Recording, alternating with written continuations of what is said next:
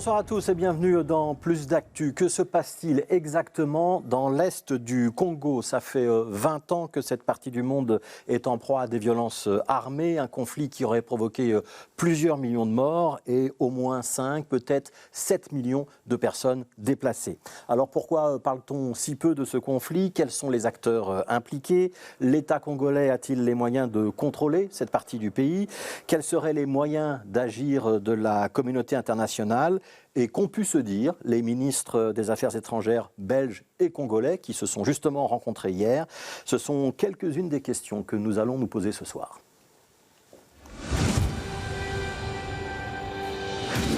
Voilà, et pour débattre et nous éclairer sur cette question, deux invités sur le plateau de Plus d'Actu. Bob Kabamba, bonsoir. Bonsoir. Vous êtes professeur de sciences politiques à l'Université de Liège. Vous êtes aussi le directeur de la cellule d'appui politologique en Afrique centrale, la CAPAC, à cette université.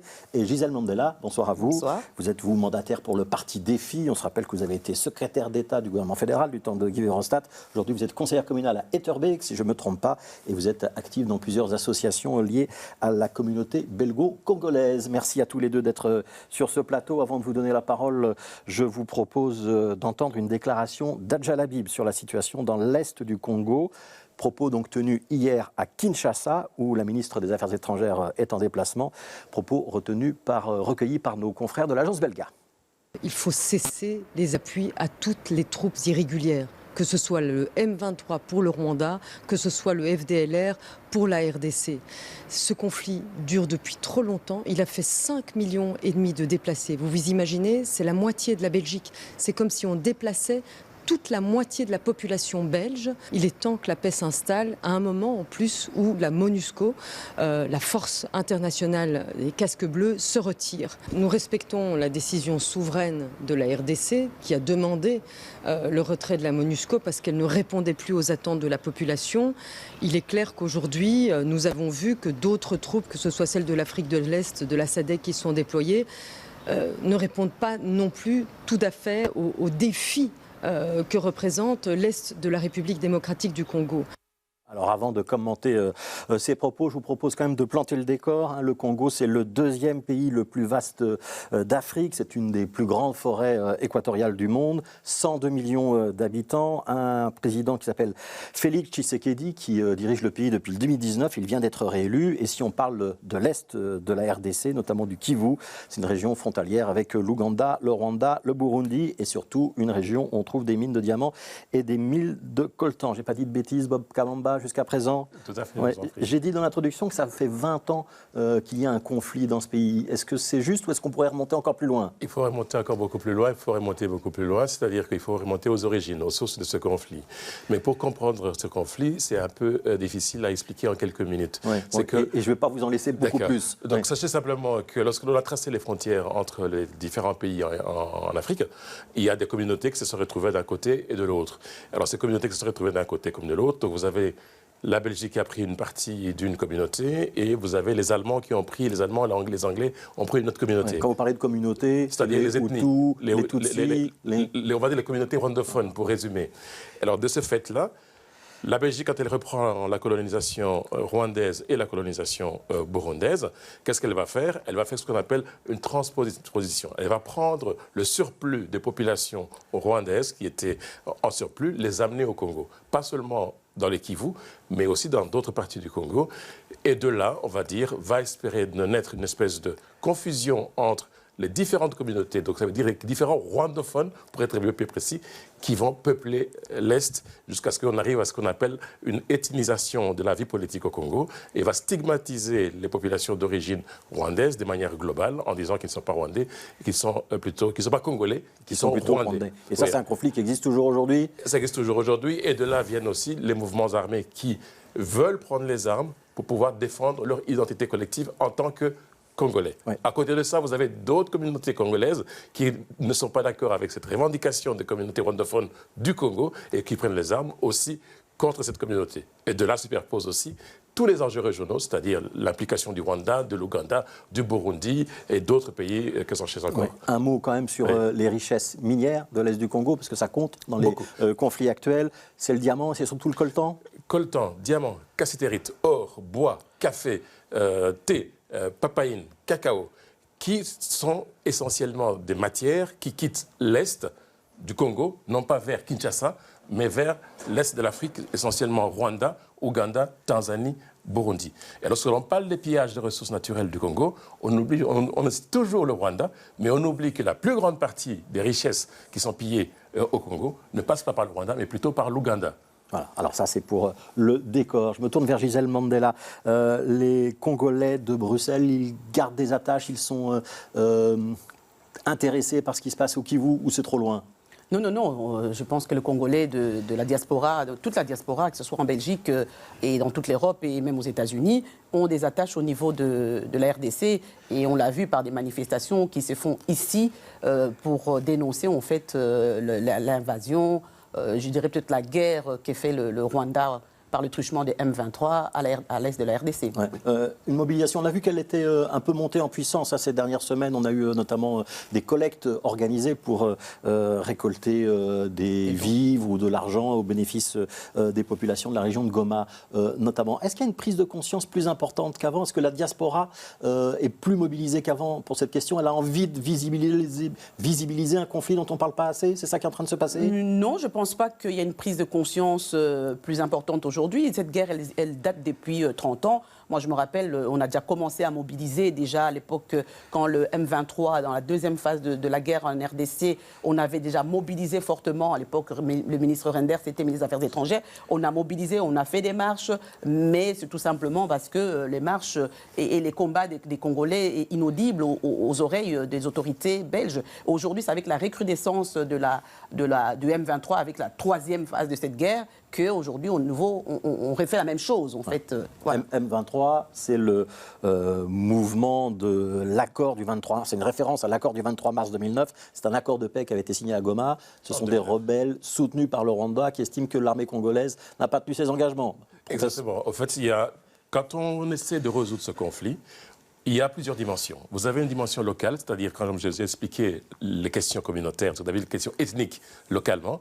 Il y a les implications régionales, clairement identifiées, mais lorsqu'on essaie de résoudre, ce qu'on fait, on résout le problème au niveau local, mais on oublie toujours la dimension régionale, voire la dimension internationale. Ce qui fait que le conflit n'est pas résolu, et quand le conflit n'est pas résolu, ça revient par cycle de violence en fonction des intérêts des uns et des autres. Alors, on va revenir sur ce voyage diplomatique d'El Jalabib. Elle a commencé par voir les autorités rwandaises, c'était il y a 2-3 jours, dans le cadre des commémorations des 30 ans du génocide au Rwanda, et puis elle a enchaîné avec le Congo, on l'a entendu il y a quelques instants. Je vous propose d'entendre un autre interlocuteur, c'est Christophe Lutundula, c'est le ministre congolais des Affaires étrangères.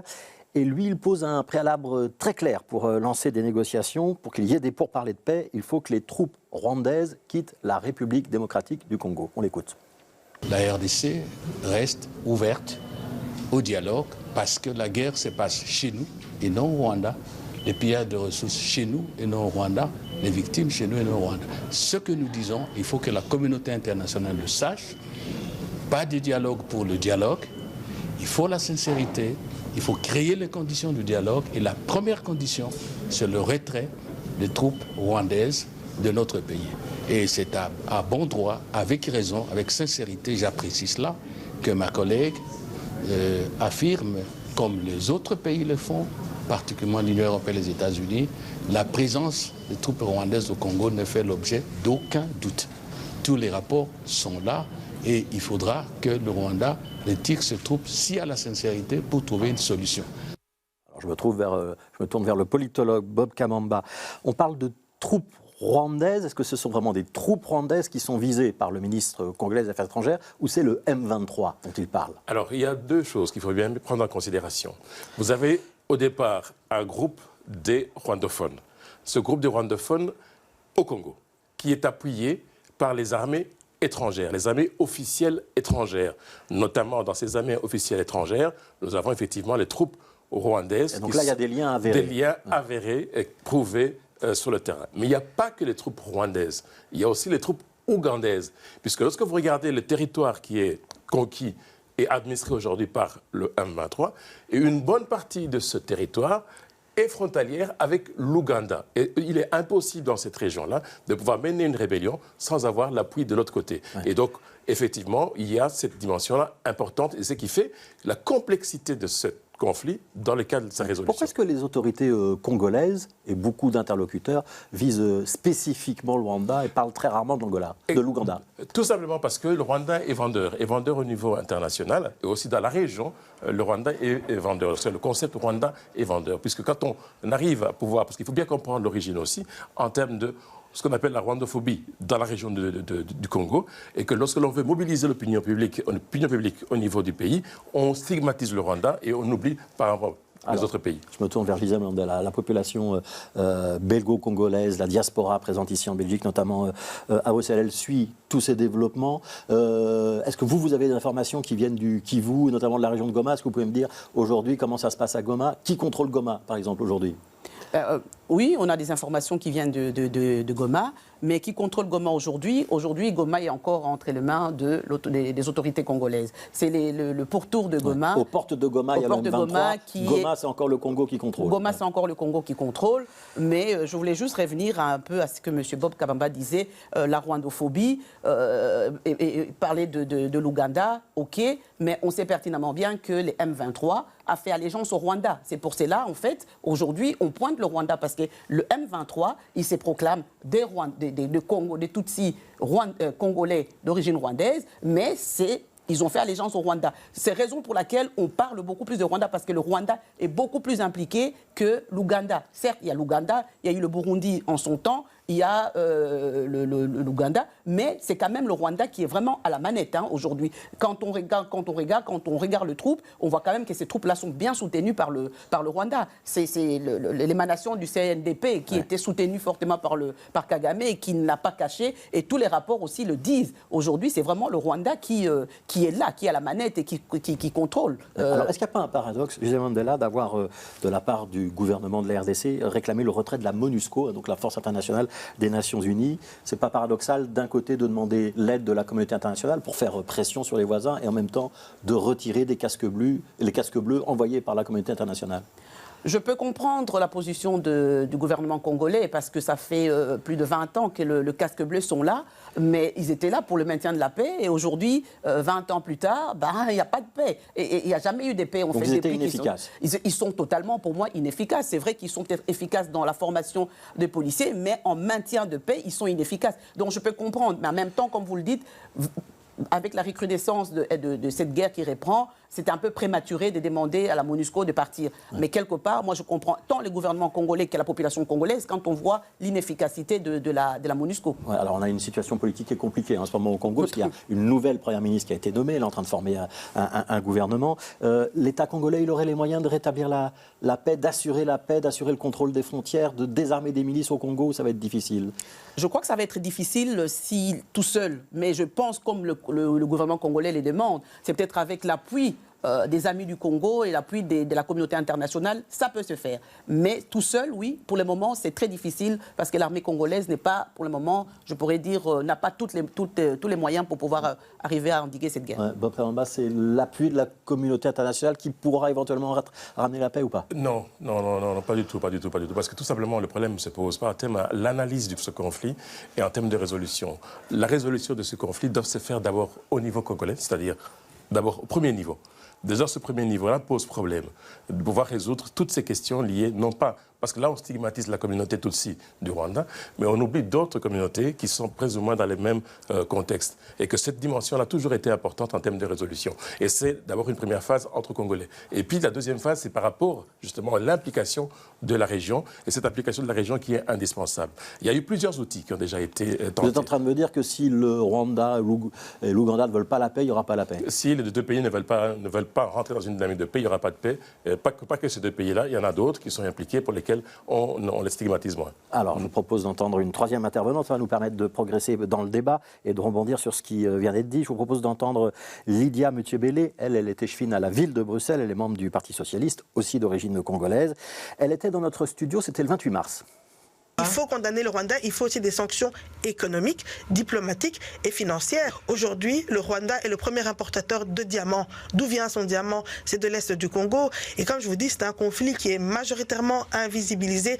Personne n'a jamais mis en question la responsabilité du Rwanda face aux exactions dont les populations de l'Est sont victimes. Donc aujourd'hui, on s'attend à ce que la Belgique joue son rôle en condamnant le Rwanda et en donnant également des sanctions économiques, diplomatiques et financières et en jouant également son rôle au niveau des organisations internationales, en demandant que l'Union européenne, l'ONU déploie de l'aide humanitaire, en demandant, comme on l'a fait pour Gaza, un cessez-le-feu immédiat.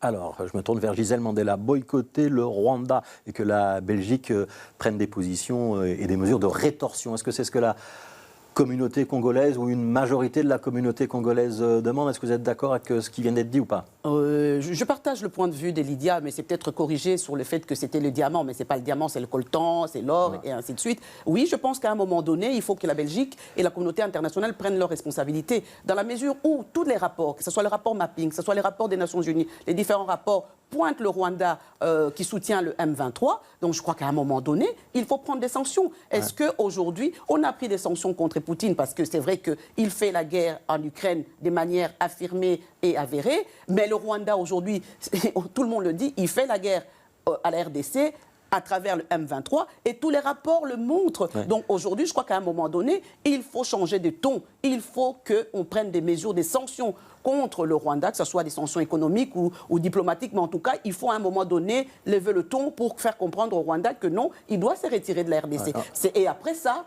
alors s'asseoir pour pouvoir négocier et gérer ces problèmes, ces conflits qui à l'est de la RDC et qui reflètent toute la sous-région. Ouais, et on doit préciser que les Nations Unies, les États-Unis, la Belgique, la France, l'Union européenne ont déjà demandé effectivement au Rwanda de retirer des troupes de l'est du Congo. Comme Lydia, on va un cran plus loin, on demande des sanctions. On vient de parler du diamant, mais il y a le coltan. Est-ce que c'est ça le problème de l'est du Congo, Bob Kamamba? Tant qu'il y aura ces ressources minières dont on sait qu'elles sont extraites dans des conditions humaines très très difficiles, et qu'après ça part sur différents marchés à travers le monde, tant qu'il y aura cette richesse-là, il n'y aura pas de paix? En fait, il faut bien comprendre la dynamique. La dynamique ne profite pas uniquement qu'au niveau de ces pays frontaliers. Il y a aussi une dynamique congolaise qu'on oublie souvent. C'est-à-dire que il faut bien comprendre comment se fait ce commerce. Vous n'avez pas de Rwandais dans les mines congolaises. Vous n'avez pas de Ougandais dans les mines congolaises. Vous n'avez pas de Burundais dans les mines congolaises. Ce sont les Congolais qui rentrent dans les mines, qui prennent ces mines-là. Et quand ils prennent ces mines-là, ils vont sur ce qu'on appelle des comptoirs, qui sont des intermédiaires. Et ces intermédiaires-là ont le choix entre, d'une part... C'est quand même sous contrainte. C'est le M23 qui est dans ces parties. Au sud Kivu, il n'y a pas de M23. Dans la province de Maniema, il n'y a pas de M23. Dans la province du Katanga, il n'y a pas de M23. Mais il y a des groupes armés. Et ces groupes armés sont alimentés justement par ces ressources. Et ces ressources ont ce qu'on appelle des lignes commerciales. Ce sont comme des couloirs commerciaux. Et ces couloirs commerciaux passent par 3 pays. Par le Burundi, par le Rwanda et par l'Ouganda avant d'arriver au Kenya et avant d'arriver aussi en Tanzanie. Alors je suis très cynique, mais ça veut dire que tous les pays que vous venez de citer, ils n'ont pas intérêt à un accord de paix qui permettrait au Congo de reprendre le contrôle. Vous avez très bien compris. Et aussi, vous avez toute une dynamique de groupes armés locaux qui sont trempés dans ce système et pour lesquels, en essayant de résoudre ce problème, ça voudrait dire, par rapport à ces groupes locaux, c'est aussi un manque de ressources dans le cadre de leur enrichissement et surtout dans le cadre de la perpétuation de ces différents conflits. Alors je me retourne vers Gisèle Mandela. Peut-être une question plus générale. Comment est-ce que vous expliquez que finalement ça dure aussi longtemps ce conflit et qu'on en parle aussi peu ici en Europe, dans les médias d'une manière générale, que ce thème n'arrive pas à s'imposer réellement sur la scène internationale? Vous avez le sentiment qu'il y a une forme d'abandon, de désintérêt? Oui, il y a une forme de 2 poids 2 mesures pour tout ce qui touche l'Afrique. On le sait bien. C'est peut-être parce que le Congo, moi j'ai entendu certains autorités, certains hommes politiques de l'Occident dire bon, voilà, le Congo c'est loin, l'Ukraine c'est tout près, donc c'est pour cela on parle beaucoup plus de l'Ukraine parce que c'est tout près et le Congo c'est très loin. Donc premièrement c'est d'abord ça parce que c'est peut-être lointain. Deuxièmement, ça bénéficie à des multinationales qui sont ici implantées, ici en Occident. Donc, tant qu'on peut acquérir ces produits à vil prix, on continue à se taire et à alimenter cette guerre-là. Et on n'a pas envie d'être culpabilisé. Le troisième point, je pense qu'il faut quand même le souligner, on le parle très peu. Je vous dis, je m'engage vraiment, on le parle très peu. C'est aussi le spectre du génocide Tutsi que Kagame brandit à tout bout de champ, à qui veut l'entendre, pour dire voilà... Sa carte immunité, ouais. Donc il peut faire ce qu'il veut. Et vu la culpabilité de la communauté internationale par rapport au génocide Tutsi, donc personne n'ose parler, personne n'ose dire à Kagame d'arrêter parce que on a peur de ça. Et Kagame joue très très bien avec ça et il le brandit à tout bout de champ. Est-ce qu'aujourd'hui on doit craindre une partition du Congo et que l'est du pays, la région du Kivu, finalement échappe définitivement au contrôle de la RDC? En fait, c'est le dessein de Rwanda. Le Rwanda a toujours eu, depuis des années, depuis les indépendances, une visée sur le territoire congolais. Ce n'est pas que le problème de minerais, c'est le problème de l'extension, de prendre une partie des territoires de la RDC parce qu'il y a une pression démographique au niveau du Congo et avoir ainsi accès aux minerais du Congo. Donc ça, il ne faut pas le nier. Ouais. Le Rwanda a toujours... Ce risque, il existe, je vous vois sourire, Bob Kabamba. Oui, parce que c'est vraiment une méconnaissance au fait de ce qu'on appelle la question des ressources naturelles du Congo. Le gros du trafic de ressources naturelles du Congo, ce n'est pas l'Est du Congo, c'est le Katanga. Et généralement, où est-ce que ça va? C'est les minerais stratégiques dont on parle beaucoup ces derniers temps. Et ce n'est pas nécessairement coltan, etc. C'est beaucoup plus tout ce qui est cobalt, lithium, etc., qui ne sont pas au Kivu, qui sont dans la province du Katanga. 90% de cette production part vers la Chine par les routes qui sont bien déterminées et qui partent aussi de la même manière qu'on est en train de stigmatiser par rapport au Rwanda. Donc c'est plutôt un problème de post-colonisation. Post-colonisation et aussi une question de gestion de l'État congolais qui n'arrive pas à arriver à assumer toute une série de comment gérer effectivement toute cette dimension de ressources naturelles. Et que c'est ce qui est toujours, malheureusement, chaque fois dans le même discours, c'est que vous savez que ça fait 3%. Je vais vous donner les chiffres exacts. C'est 3% de minerais qui quittent le Congo vers le Rwanda par rapport à l'ensemble du Congo. Vous êtes en train de me dire que les problèmes du Congo, c'est aussi en grande partie la mauvaise gestion de l'État congolais lui-même. Exactement, de la mauvaise gestion, parce que ce que je voulais vous expliquer, un vendeur de minerais congolais a intérêt à aller vendre ses mines, soit au Rwanda, soit au Burundi, soit au Congo, plutôt que de le vendre au Congo même, puisqu'il y gagne plus en vendant de l'autre côté. Mais le risque d'une partition du pays, vous n'y croyez pas? Je vais y arriver. Le risque de partition, on y croit, parce que tout simplement, dans cette logique, dans ce système qui est un système de non-gestion d'une bonne partie de la RDC, fait en sorte que vous avez des forces qui contrôlent ces territoires, et on est déjà dans la partition. Vous devez savoir que quand on parle, par exemple, du M23, contrôle un territoire, et il gère déjà ce territoire. Vous êtes d'accord avec ça, Gisèle Manda? Il y a une partie du territoire qui échappe désormais au contrôle bien sûr, de l'État, les parties dont occupe le M23 aujourd'hui échappent aux autorités congolaises, bien sûr. Ouais. Je rejoins... la guerre, elle risque de se poursuivre longtemps, ou vous avez un espoir de paix? La guerre risque de se poursuivre longtemps si aujourd'hui rien n'est fait, si aujourd'hui la communauté internationale aussi, parce que M. Bob semble minimiser l'impact de la communauté internationale, mais je pense que si la communauté internationale aujourd'hui arrivait à mettre des sanctions sur ces pays-là, entre autres le Rwanda, parce qu'il ne faut pas oublier, l'Ouganda n'a pas de visée sur le territoire congolais, l'Ouganda a des visées sur les matières, mais le Rwanda a vraiment des visées sur la récupération d'une partie, les accords de l'Émirat, c'était un peu ça, de pouvoir récupérer une partie des territoires congolais. Il ne faut pas le nier, et je crois que c'est vraiment de ça que part en fait cette guerre avec ce soutien du Rwanda au M23. On a bien compris que vous n'étiez pas d'accord sur tout. Merci Bob Kabamba, Université de Liège. Gisèle Mandela, mandataire du Parti des filles. Merci d'avoir participé à ce débat. Demain, on parlera d'autre chose. Ce sera d'architecture et notamment du rôle des architectes dans le futur de Bruxelles. Ce sera avec Francis Metzger et Paul Vermeulen, un architecte et un urbaniste. Et puis on sera de retour évidemment demain à 7h pour vous informer dans Bonjour Bruxelles. Continuez à suivre les programmes de MX1 et à demain.